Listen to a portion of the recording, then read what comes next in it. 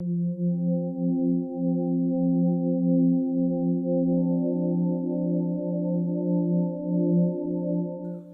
Om, Namaste.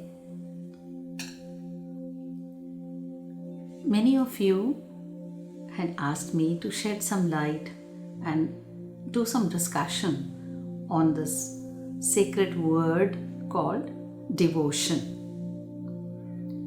The word devotion is very commonly used, very often used.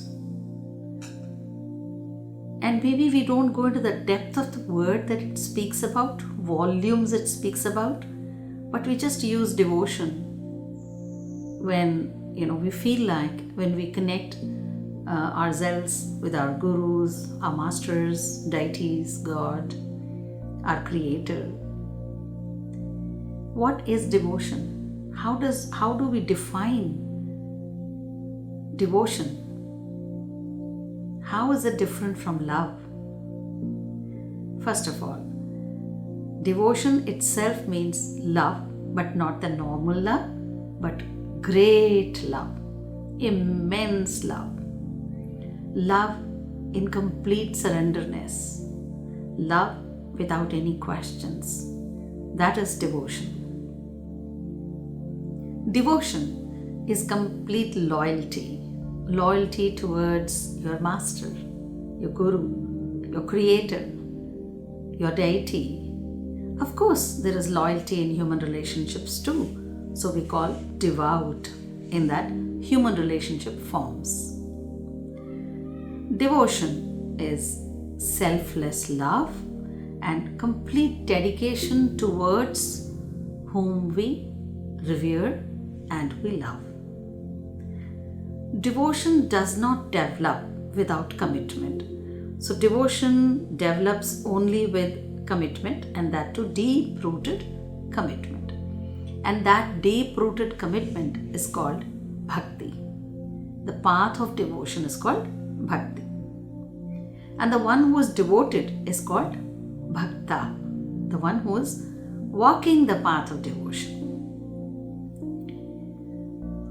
Narada, the sage, the great sage Narada, says that all other acts of karma, any other spiritual acts also, all other acts of karma, even the brightest and the most praiseworthy act can also bind you. But devotion cannot bind you. All your actions can bind you except devotions. In devotion, there is no ego and there is no sense of plurality there. There is no sense of doership. Everything is dropped. Whom you revere, whom you love, that being and you become one. So that doership is gone. The plurality between two existence is gone. Now, worshipping God without any expectation is also devotion. Here, that is a test for the devotee because he likes, he is used to worshipping with a cause, some expectation, some purpose. I'm not saying all do that, but in case if there is a challenge, in case there is something which is not functioning well or disaster, then he goes back and laments that, I've been devoted, I've been worshipping God, I've been visiting temples, I've been doing all my life doing so many fasts and running around to all the temples, and what did I get back? So the moment this thought comes, that means we have still a long way to go through devotion and experience devotion. And what is the necessary commodity to develop this quality called devotion? Single word, small word, called trust. Trust is the only commodity that is not there as much one requires to create that devotion. that essential commodity, that essential substance, that gum that we require to remove that plurality and get into that oneness. That is trust. And trust doesn't come that easy. It doesn't develop that easily. It's easy to say, but then it doesn't develop within the personality, because the doubting Tom is so strong in the mind that in spite of huge amount of trust we develop, one moment everything can crash and go away. Devotion is a deep love for our Creator, deep love for whom we love, and it could be our Creator, Father, Mother, God. It could be our favorite personal deities. It could be our revered gurus, masters, mentors, and our loved ones in this life, in the physical body. But when we speak about devotion, it goes beyond the physicality. It goes the kind of love that we have towards our Creator, our God, our Father, Mother who created us, the Heavenly Father, the Heavenly Mother, and all other deities whom we worship or whom we believe or whom we get introduced to in course of time. The kind of relationship we develop with that entity, and then we develop trust in that, and that trust becomes immense internal strength, and that's how it becomes devotion. And devotion shouldn't be flickery. The devotion aspect that we develop inside shouldn't be so weak that it can break down with anything. Over the experience in the spiritual path we have, the devotion should be that strong element that can always keep us grounded, which gives that strength to go on in life no matter what happens. Always have this thought that whatever happens for good. And this is not, I would say that it's not that only those who have dedicated their lives in the externality, who has gone into the different modes of dedicating their life to God, can only be in the path of devotion. Any normal person can also be a strong devotee. He might not appear to be that strong devotee. Devotion develops from childhood, and then initially when a child grows up, the devotion is very pure and innocent. Then it gets corrupted with certain expectations, and then when he goes into grahasthashram, that is when he goes into expanding his life, family life, then he his relationship between him and God maybe changes, or maybe it's not the same as what it was before. So the devotion erodes. The faith might be there, but devotion is many folds of faiths put together. Faith is very simple to say. Faith itself is very hard, but very simple to say. But devotion is completely surrendered at every path, at every challenge, at every demands of life. That is devotion. I'll narrate a very small and short story. Once it so happened that the great sage Shri Ramanuja, he was the great renounced sage olden days, and he had one of his disciple by the name Dhanurdas. Now this Dhanurdas was a great disciple, but he had long way to understand devotion. And he got married. He went into grahasthashram, the householder's duty, And he was immensely in love for his wife. Why not? And his wife was a very beautiful lady. So in due course of time, he met the great sage Ramanuja. And when Ramanuja looked at him, the sage, the pious sage looked at him, he knew the potentials within him. And he felt something was blocking, obstructing his path. And he realized his deep attachment towards his beautiful wife.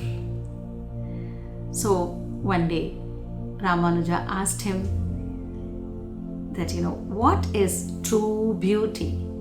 What is real beauty? What do you think is real beauty? Is it flesh? Is it human being? Is it stars? Is it plants? Is it what you see around? Is it creator in multiple forms? What it could be. So he went on thinking about it, and he couldn't bring a specific answer towards it. So he came back to the great sage, and the sage took him to the temple of Narayana. And he kept on speaking about the qualities of the Lord. And when he spoke about the qualities of the Lord, and then he said, look at the Lord, the way he is majestically standing in front of you. Look at the Lord's kind and compassionate eyes. Look at those beautiful lips like lotus. It appears as if it's just going to open and speak now. Look at the divine feet of the Lord. The way he went on narrating the beauty of Narayana, the eternal God, Dhanurdas got carried away by those words of the Guru, those magical voice and magical words the Guru spoke. And beyond that, he got into that magical persona, that magical personality of what he understood with his little brain about Narayana. He kept adoring the Lord.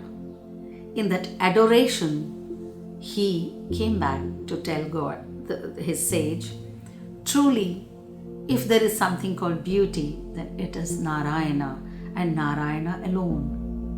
The God element, the God aspect alone is the most beautiful thing, what I understand. In whatever way he understood. So he said, I behold the beauty of the deity of Narayana within him. Now, Narayana is a manifested form of deity. But if one is not able to connect with the manifested form of deity, the God form, then it is impossible for him to cross through the duality and sense the beauty of the Creator in multiple forms that is present around him. Then even the ugliest stuff seems to be the most beautiful thing, because that's too the creation of God. So the journey had to start from the form of God, Narayana, to travel towards the formlessness, to cross through the duality. That is the path of devotion. So when he realized the beauty of of the Lord, Dhanurdasa fell at the feet of the great sage and he said, I accept you as my Guru, O great sage, O precious one. Please walk into my life. Accept me as your disciple and I will follow you in the path of devotion. So, Dhanurdas became the great devotee of the sage Ramanuja. Now, the sage wanted to teach him further. And he one day sent him to a place. He wanted him to learn that to be in true devotion, one needs to work on attachment. And that's what he did by taking him to the temple. So what happened? He shifted his attention towards the Lord. And then he realized, the Lord God made my wife. The Lord God made everything. So everything is beautiful. Slowly and steadily that thought came into his mind. But yet, the master had his own way to teach him. The example of detached, true devotion, not everybody had. So, he one day sent him with other disciples. And there, what happened was, many disciples were taking their bath, they were taking their dip in the river, and all the sannyasis were bathing. And once they came out, they were all in a rush because a prayer time was about to begin. So they were all in a rush to pick up their dhotis, and they were all wanting to get ready and go for their morning routine. And what happened was, each one was pulling up the other one's dhotis. And one of the sannyasi, the saint who was there, he purposely, as he was taught by the sage, he pulled somebody else's clothes and he wore it. The one who lost his dress or his clothes, to him, he walks around to see, where are my clothes gone? He gets so annoyed. And then confusion begins. He pulls someone else's dhoti to wear it. So this drama begins. And slowly there is so much of argument, so much of, one another pulling each other by saying, return my dhoti, return my garment, return my garment. And each one is pulling the other one. As everyone finished their bath and, they realized the argument, all of them got into a heated argument. And that is when one of the sannyasis who went in and who stole or who just wore someone else's dhoti to create this conflict there, he came up and he said, do not fight. It was a test set by our Guru, the great sage. So I was the one who took your garment and I wore it. And our Guru had set up a test for all of you. Oh, how sad. All of them fell trap into that test. They all be great scholars, great renunciates. But what happened? They were so much attached to a simple piece of cloth. The irony is that they were great sannyasis, scholars, learned ones. They had so much reverence for their sage. But the attachment was for a tattered piece of cloth was still there. That means even they, in spite of being sannyasis, had a long way to walk through.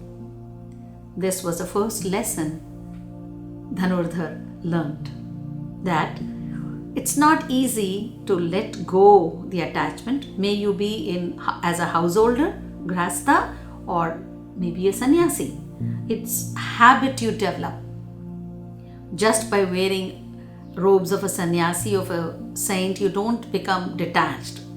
Getting detached is a habit, and detachment leads you towards devotion. And then much later, the Guru wanted to set up another test.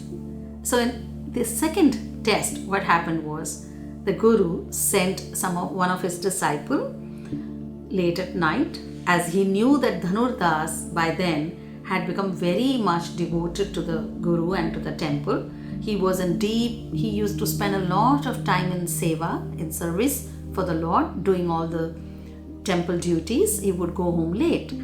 So the Guru sent someone else to his house, and he was instructed to go inside the house, jump through the window, and steal the jewelry that his wife was wearing.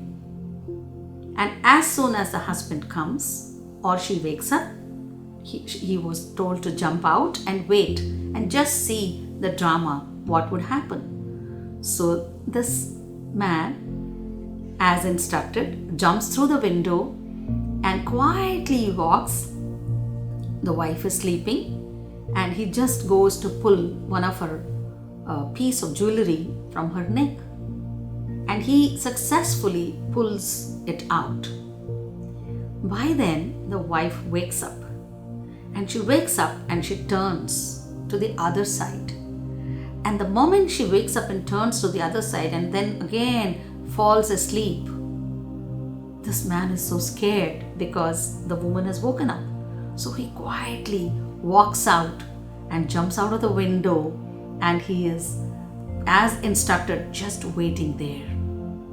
And in some time, Dhanurdas walks back from the temple duty. When he comes back, wife wakes up and wife says, my love, is everything all right in your temple? Is everything all right with the disciples? So he says, what is that? Why do you ask this question, my dear? So the wife says, well, I asked because, this is what happened. One of your temple monks who came inside and he tried to steal my piece of jewelry, and that means there's really some need of money in your ashram. That means you all need some wealth. That is why he must have come to try to steal this piece of jewelry. So we should help your guru. We should help the other monks and the sannyasis. The husband was so teary-eyed and he looked at his dear wife and he said, my dear, then why did you not give it away? She said, I was awake and I turned around so that the sannyasi can pull it away at ease. But the sannyasi thought, the person thought, I am awake. So he just walked away. And Dhanurdasa said, but why did you do that, my dear, when you knew in your heart that there was something that was wrong in the temple, and that's why, he had come to seek something from you, maybe even in the form of theft. So you should have allowed that to happen rather than toss and turn and show, and give him that fear. She said, my lord, I did not turn around to give him the fear. I turned around to the other side so that he can conveniently pull it out. But then he woke up and Dhanurdas said, my dear wife, you could have helped the temple and the person who came to take this away. But maybe this was your false ego that made you wake up. You turned around and then you pretended to be sleeping. Rather than that, I wish you had just woken up, removed and given it away. Or just pretended to continue to sleep and let him take that away. So the wife realized she was in deep agony. She lamented so much and she said, yes, my dear husband, you are so right. It is only my pride that kept me away. And, I'm still far from surrendering. I should have surrendered. Why did I even turn around? Even turning around was a moment, an action of pride which says, oh, you want to steal me? Okay, I'm turning around. Take it away from me. So why did I do that? I should have just been quiet and let him take.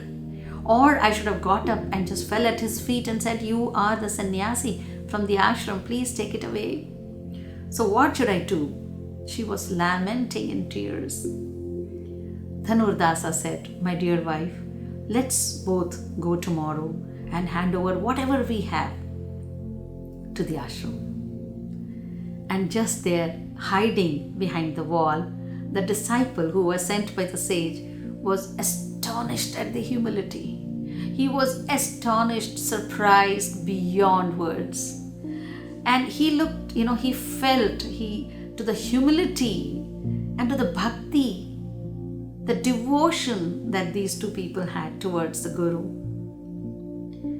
And Dhanurdasa and his chaste wife, they both were so much in devotion towards the Lord, towards their Creator, towards their Guru, who took them into the path of devotion. And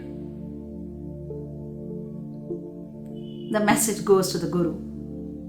Now the sage calls them in. Sage Ramanuja calls both of them in, and then the sage explains to him, my child, devotion does not mean being in grasta. It is difficult, being in sannyasi or being in sainthood is easy. Devotion is a feeling of complete love where there is no plurality, where everything is one. And that has nothing to do of being in a householder path or the path of sainthood. It's a habit, and you developed it so quickly. But sadly, there are so many sannyasis around who have learned so much in my ashram, who are scholars, who debate a whole entire day, but they were so much attached to the garments that belongs to them.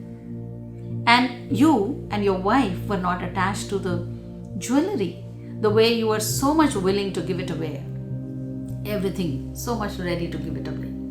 So why are you giving everything to me? Why are you giving everything to the ashram? Why are you giving everything to you, the fellow sannyasis? So the chaste wife said, my lord, you are our guru, and through you we have seen the visible God Vishnu. And through you alone, one day, we will cross this duality and see that magnificent, unlimited, unshakable, unbreakable, deathless God, and see the beauty of death, that God, that Creator who's formless, through everything, into everything. And very soon, with your grace, we will be able to see the beauty in everything.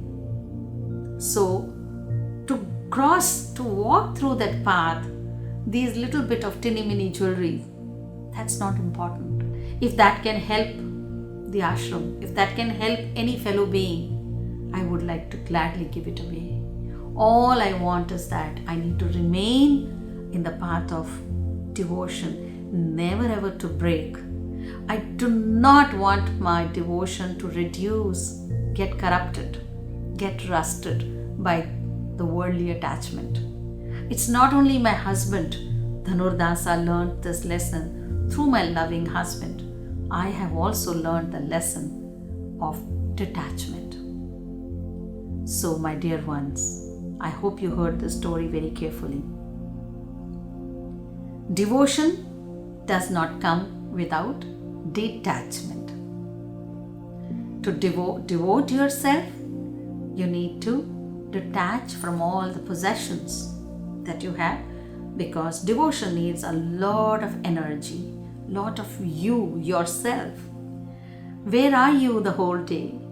If you are, your energy, your consciousness, your awareness is all scattered into various aspects of life which is pulling you here and there, then you are not concentrating, you are not putting your 100% into that trust element towards your Creator. Try, live the path of devotion. Withdraw yourself from attachment. Slowly pull back everything and surrender yourself deeply.